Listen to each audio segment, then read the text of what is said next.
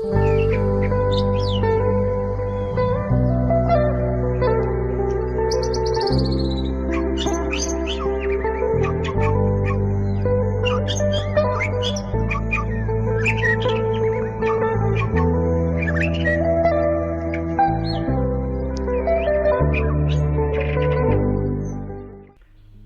bene, saudara-saudara yang terkasih, hari ini kita merayakan Hari Raya Semua Orang Kudus. Untuk memulai permenungan ini, saya akan membacakan satu contoh. Ketika kita diajak oleh teman-teman atau kenalan, tetapi kita tidak tahu kemana tujuannya, maka dalam perjalanan kita tidak bisa menikmatinya karena sibuk bertanya-tanya kemana kita akan pergi. Namun ketika kita tahu kemana tujuannya, kita pun dalam perjalanan bisa menikmatinya dengan tenang. Begitu juga dalam hidup beriman. Kita orang-orang Kristiani menjadi tenang dan bersemangat dalam hidup karena kita tahu apa tujuan kita, yakni kita akan mencapai kekudusan dan hidup bersama Allah dalam kemuliaan. Saudara-saudara yang terkasih, dalam bacaan Injil hari ini dari Injil Matius, kita dengar sabda bahagia yang disampaikan oleh Yesus. Yesus menyapa orang-orang dengan sebutan berbahagialah. Kata berbahagia dalam bahasa Yunani disebut makarios, yang berarti bahagia, namun cenderung kepada sebatas perasaan dan tenang semata. Namun dalam arti luas, kata berbahagia dapat kita artikan sebagai terberkati. Orang yang terberkati pasti merasa berbahagia, sekalipun mengalami banyak masalah dan menanggung penderitaan. Yesus berkata, berbahagialah orang yang miskin.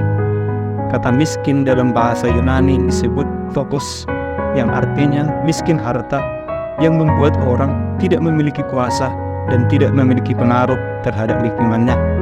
Maka yang bisa mereka andalkan hanyalah Tuhan.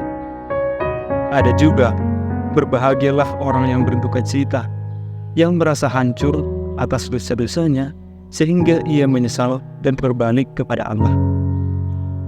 Berbahagialah orang yang lemah lembut, yang rendah hati dan mau dikendalikan oleh Allah.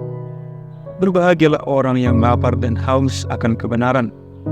Berbahagialah orang yang murah hati, yang mampu menempatkan diri bagi orang lain dan berbela rasa kepada orang lain.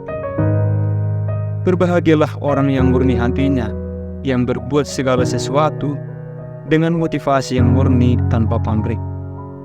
Berbahagialah orang yang membawa damai dan yang dianiaya karena kebenaran. Penganiayaan merupakan drama tragis para pengikut Kristus sejak awal.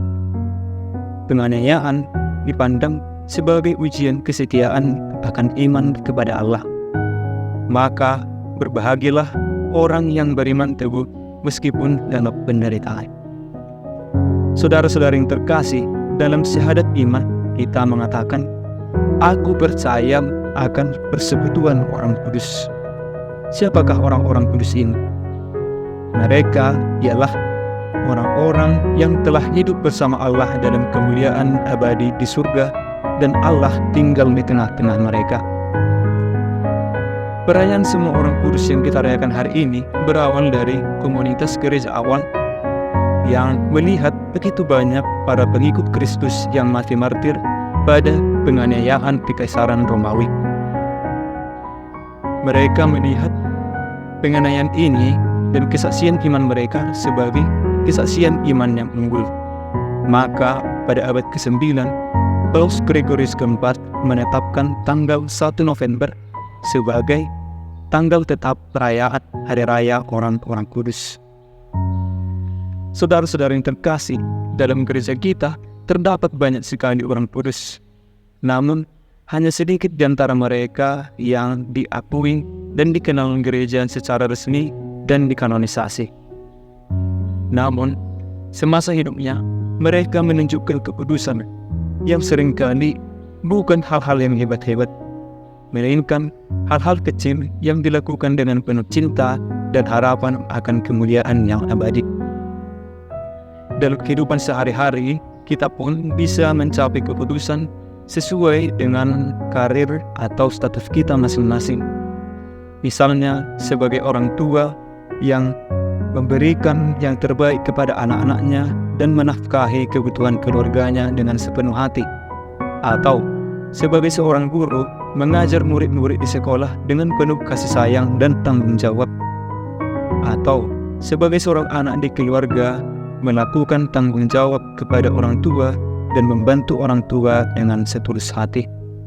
Hal-hal kecil semacam ini bisa kita tunjukkan dalam hidup, dan itu adalah tanda-tanda kekudusan yang bisa kita lakukan. Saudara-saudara yang terkasih, hidup kita di dunia ini ialah latihan membiasakan diri dengan kekudusan. Apapun yang kita lakukan harus selalu terarah pada tujuan akhir kita, yakni hidup kudus bersama Allah di surga.